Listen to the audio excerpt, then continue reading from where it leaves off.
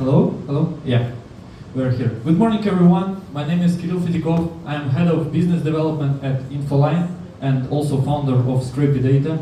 A little bit about us. We are a research and analytics company with over 25 years of experience in Russia and more than 4 years of work in international markets. Our company is a leader on market research, and we have more than 1,000 active clients. We have offices in Kazakhstan, Serbia, Russia, and also here in Emirates.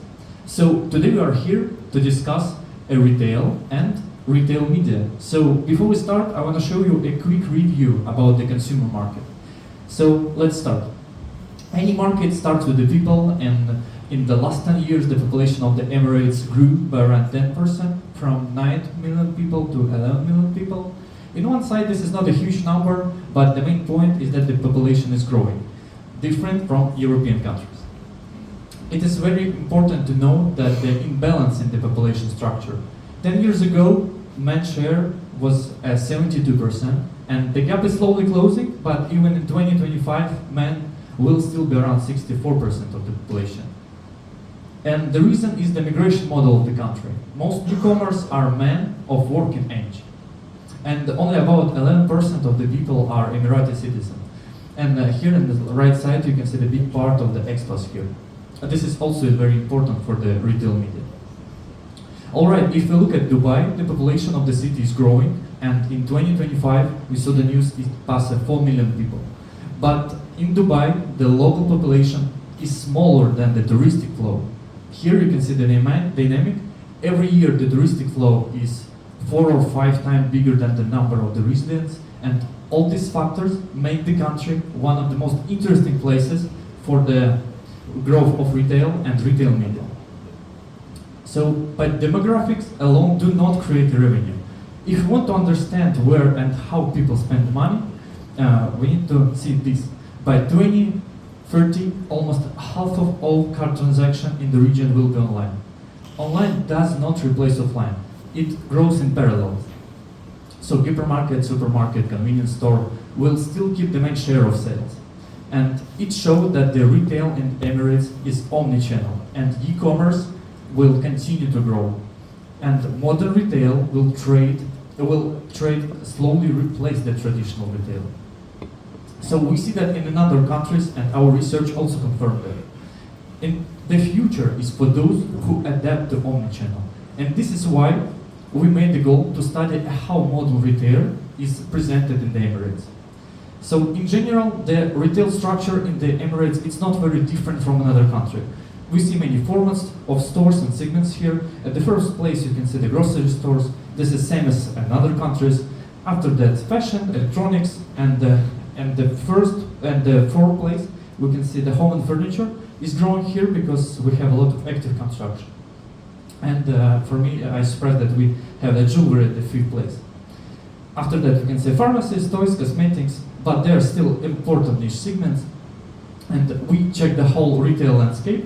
Now let's check who is the leading inside these segments by count of stores, because these players set the market standards and retail media strategy. So here you can see the leaders. At the grocery, this is Adnop Oasis with convenience format at fuel station. There are stores similar to the neighborhood groceries, and here you can see fashion brands for less discounter, 80 seller. Of course, it's the leader in the electronics, and of course they're selling the telecom services. This is their businesses. But in the almost every store, they also sell devices, and this is why we have put it there here. In pharmacy, you can see the Life Pharmacy, a huge and fast-growing chain. So we also know that some holdings even several chains here, but they're not control the whole market. So for us, the pictures is stay positive, and we still see a big variety of brands and formats here. All right, we already looked at population, sales channel, categories, and leader by number of stores. But this is not enough if we really want to understand the market. And this is why we made the first systematic analysis of the Emirates top 250 retailers. This is the biggest retailers in the market. So we collect the data of estimated offline revenue, numbers of stores, format, price segments, e-commerce and marketplace activity.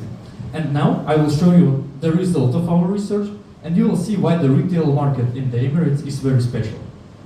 Let's start. When we collect the data and look at the market from the top, we saw that it's very unusual, unlike Europe or Emirates, or about United States, where a few chains control a half of the market. In Emirates, it's situation completely different. Even the top 50 retailers takes only a small share by count of stores. And at the left side, you can see the FMCG retailers. They have only a 60% by count of stores, and in non-food retailers, it's 13%. So the market is very fragmented, and this allows modern retail to grow, not only by organic expansion, but also by replacing a less successful players at the next years. So here you can see the top 10 FMCG retailers by brands and count of stores here. At top 3, they are not the classic supermarkets. This is the fuel station with convenience store. After that, you can see the classic giants like Carrefour and Lulu. This is international chains, and they're always standing side by count of stores. And we also see the growth here because the Carrefour opened more than 20 stores from the start of this year, and Lulu successfully went to the IPO. After that, you can see ECOM, a regional supermarket chain. Now they're going for the full rebranding. And at the 7th place, you can see the View discounter. They opened more than 100 stores. And here you can see the strong mid-tier supermarket chain. I know you are very known at the market. So here you can see the top 10 non-food retailers. This is not a classic fashion or electronics chain. Here you can see a lot of pharmacy. This is Astor, Life, and they're the half of the top. They're also growing very fast. But we can see our telecom operators. This is a retail giant because, like I said before, they sell devices in their store. And here, I'm very happy that I see the Dr. Neutron here, a niche leader in sport and wellnesses. This is very nice. And closing our top, popular value format, Dyson. So when we talk about omni-channel, we expect that almost all of them already follow modern and fully omni-channel model. So we made the analysis of the top retailers and checked who already sells online and who still works only offline. So here you can see the result of our research, and almost 81% of retailers have their own e-commerce website, and almost half of them also have a mobile app. But still, 20% of the biggest players stay fully offline. This is a giant like Adnob or Viva. They work only for the physical stores without their own online channel. So this opens a big opportunity for the marketplaces and aggregator, which takes the digital reach of the customers. And we have a question. Yes, we know that the most retailers have their own e-commerce, but do they use the local marketplaces or aggregators at the market? And in our research, yes, almost 60% of the companies are there, and let's have a look how they work here. Here you can see the top marketplaces. This is known, Amazon. Also aggregators, you know them, InstaShop, Talabat, Deliveroo, Careem, and new service now from the Node. It's very important to know that this is not the whole partners of these marketplaces and aggregators. This is the top retailers who already work with these marketplaces and aggregators. We know they have a lot of partners here. And the list does not end here. We know that the aggregators like Bolt is planning to enter the market. Our client is Yango is also active at this place, and I think you can see the news, the Keta from Saudi is also entered the market nowadays. And this means that the market will develop even faster with the strong competition between aggregators and marketplaces. So, for the conclusion, in my opinion, we have 3 topics here to discuss. First, the current population is growing, and this is very nice. Second, we have a competition between the retailers, between marketplaces, and between aggregators. And third, we have a lot of opportunity to grow because the market is very fragmented. And I hope the presentation was helpful for you. And if you have any question, I will stay here. And the top and the research, you can take it. Here you can scan the QR code. Thank you very much for your attention.